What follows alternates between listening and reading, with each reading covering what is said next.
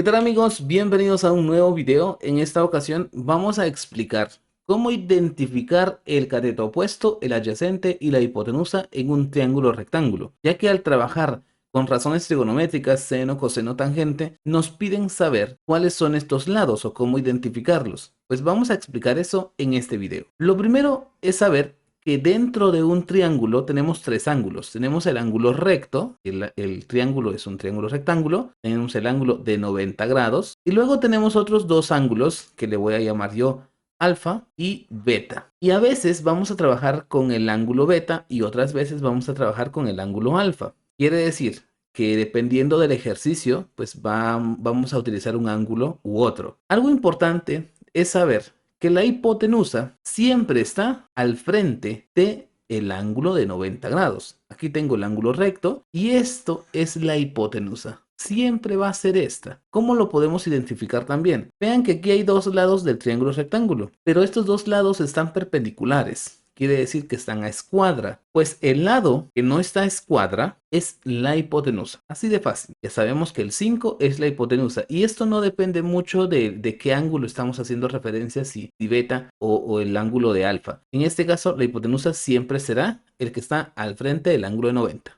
Así de fácil. Pero ¿qué pasa ahora con los catetos opuestos y los catetos adyacentes? Vamos a explicarlo. Si yo estoy utilizando o estoy haciendo referencia al ángulo de alfa, vean esto, alfa, el cateto adyacente significa cateto que está a la par de, y el cateto que está a la par de alfa es el 3. Quiere decir que el 3 es el cateto adyacente al ángulo de alfa. Vuelvo a repetir, cateto adyacente significa cateto que está a la par de. ¿Y a la par de qué cosa? Pues a la par del ángulo. ¿Y quién está a la par del ángulo? El 3. Así que el 3 es el cateto adyacente al 3. Así que el 3 es el cateto adyacente al ángulo. Ahora veamos el cateto opuesto. El cateto opuesto es el que está al frente de, y al frente del ángulo alfa lo que tenemos es el 4, así que el 4 será el cateto opuesto. La hipotenusa pues será siempre este caso el 5. Aquí no hay forma de perderse.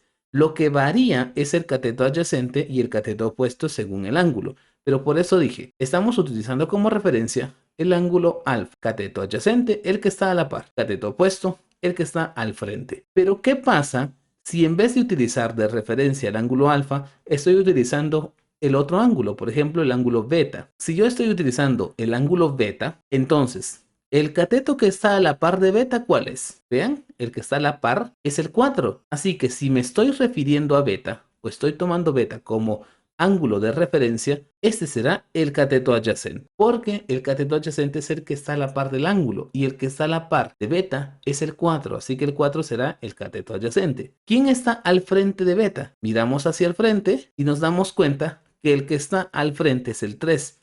Por lo tanto, el 3 es el cateto opuesto a beta. Vuelvo a repetir, el cateto opuesto a beta es 3 porque está al frente y el cateto adyacente a beta es el 4 porque está a la par de. Y esto es donde ustedes tienen que prestar mucha atención, porque según el ángulo que estén tomando como referencia tendrán un cateto adyacente y un opuesto, pero si están tomando otro ángulo como referencia, los catetos se intercambian. Este será el adyacente y este será el opuesto. De tal manera que si ustedes me dicen, el 3 es el cateto opuesto, pero tienen que decir opuesto a quién. ¿Opuesto a qué?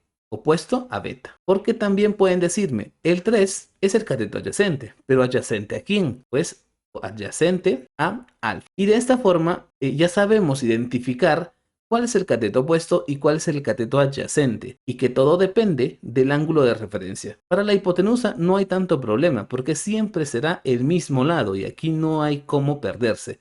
Pero con los catetos adyacentes y opuestos hay que tener mucho cuidado. Si este video les ha sido de utilidad, les invito a suscribirse y a dejar sus dudas en los comentarios.